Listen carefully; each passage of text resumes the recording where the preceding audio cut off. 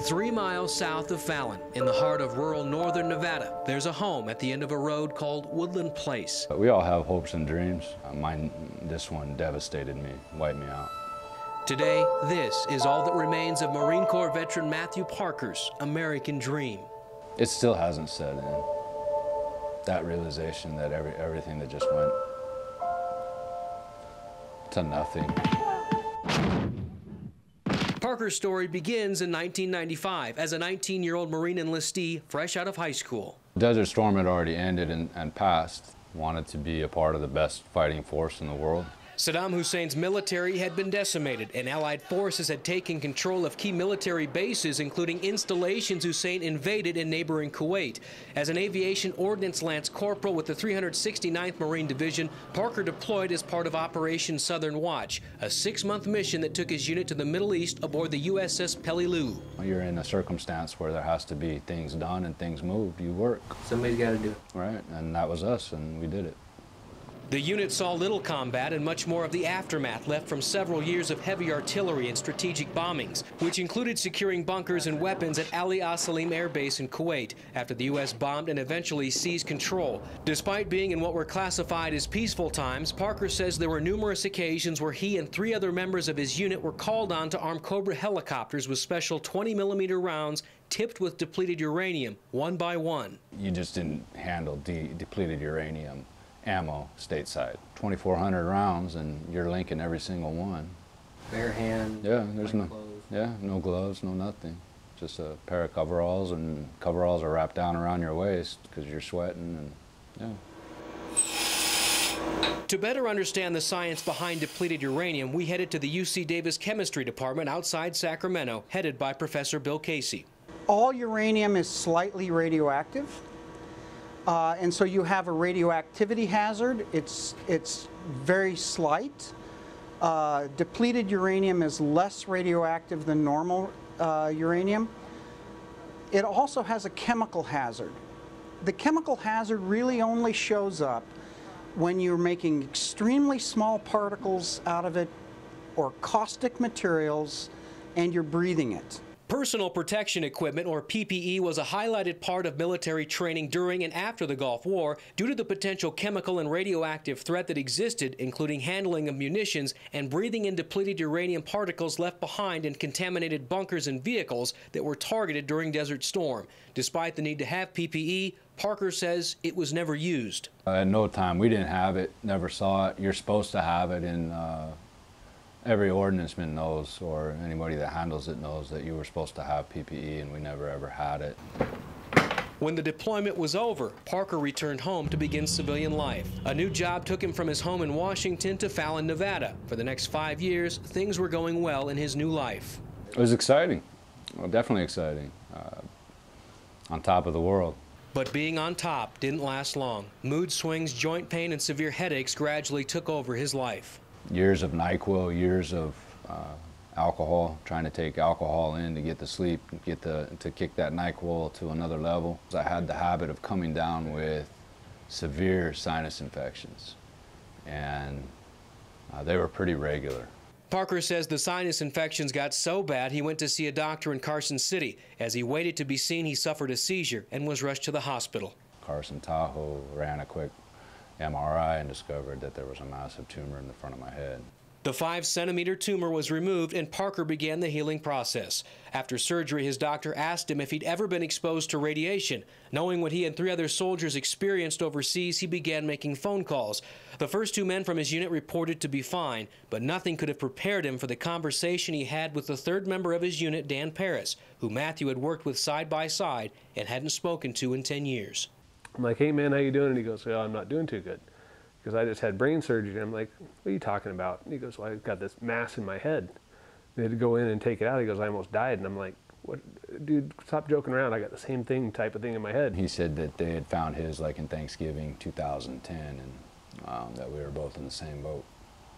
As they tried to find the cause to their cancers, both men arrived at the same conclusion. We were basically stuck at the hip through 90% of our time being in the Marines together. There's only one thing that he and I have a link on, and that's depleted uranium munitions. Their hypothesis, however, was not well received by doctors with Veterans Affairs. With that specific issue, they don't even want to talk about it. So you bring it up and they try to dismiss it as fast as they can. There's very little of anyone that wants to help you or even talk to you about it. Parker's request for disability through the VA citing exposure to DU came back in the form of a denial letter stating there was no evidence to connect his tumor to depleted uranium exposure, nor was there any proof he was exposed to DU during his deployment. For them to come back and put out the denial letter like they stated, there's an anger. And they can do that to me, and they can do that to Dan. What are they doing with other guys? I mean, that thought goes through your head. What are they doing to the rest of our vets? I mean, I'm a nobody. The reality is that I'm nothing. And you hear these stories, and then one day you're on the receiving end of it, and it is a tough pill to swallow. This is really typical of the way the Veterans Affairs deals with its injured soldiers. Retired Marine Corps veteran Dr. Alan Levin, who served in Vietnam, has reviewed the men's case and feels there's little doubt behind what caused their tumors. You're at close access to the uranium is emitting alpha, beta, and gamma particles at low levels, which is carcinogenic. So the problem is that it was ridiculous to use depleted uranium in the first place. I asked the Department of Defense specific questions regarding the use of depleted uranium in the Gulf War and the health concerns showing up in soldiers just like Matt Parker and Dan Paris. Their response came in the form of an email link to a web page that discusses the military's use of DU and concludes stating there is no evidence that uranium or depleted uranium causes cancer in humans. I again asked them to answer our specific questions and have not heard back.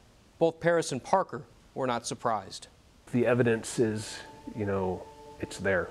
It's a huge possibility that, it's at least worth looking at, and no one seems to want to look at it. Why would you be required to wear something that's going to protect you from radiation or damaging radioactive material if there's nothing there?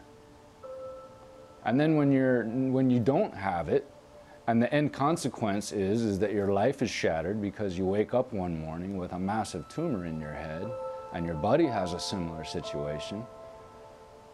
Now everyone wants to go, well, the science just isn't there. Well, that doesn't work. That's not even a feasible answer.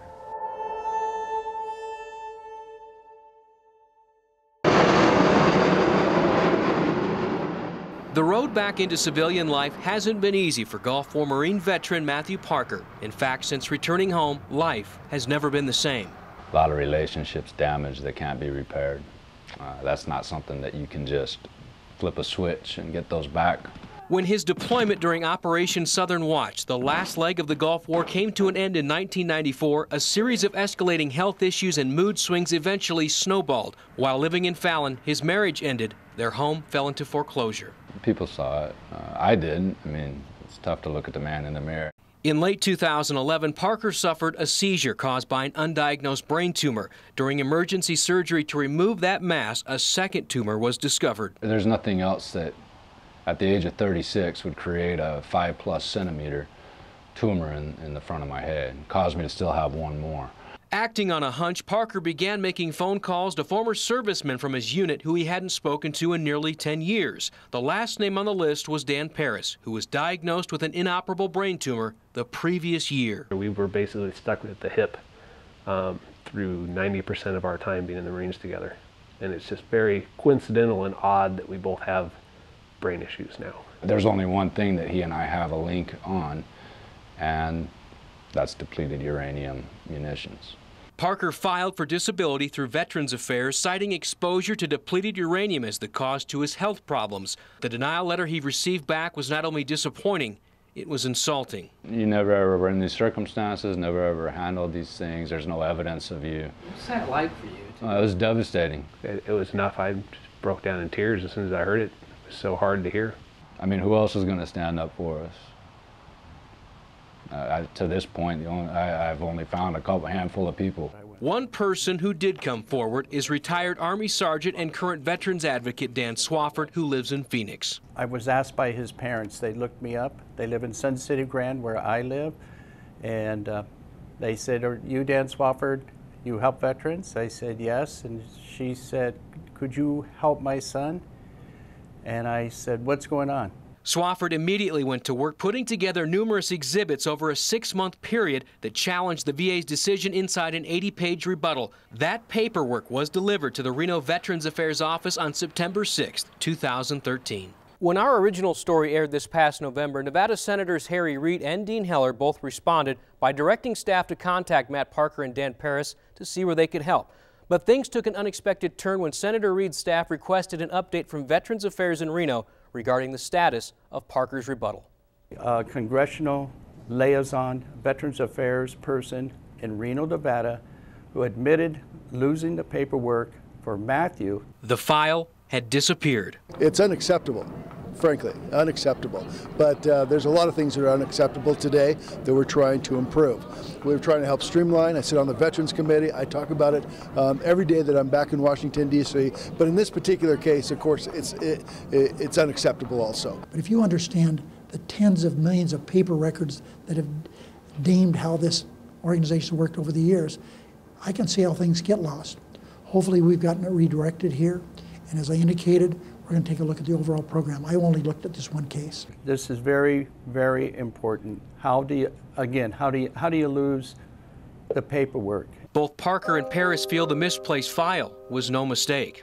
Somebody knows, but they're not going to be coming forward to say they knew. So we're David versus Goliath right now. Fair enough. The rebuttal paperwork has been resubmitted, delaying the final decision for two men waiting for answers, while precious time ticks away. I don't know how much time I got in a sincere fashion, with still one more tumor. Motor function, speech, and higher learning are the 3 areas that will be affected if they go into my head. And having the chance of being a vegetable and not doing anything for the rest of my life, I'll deal with the pain as long as I can.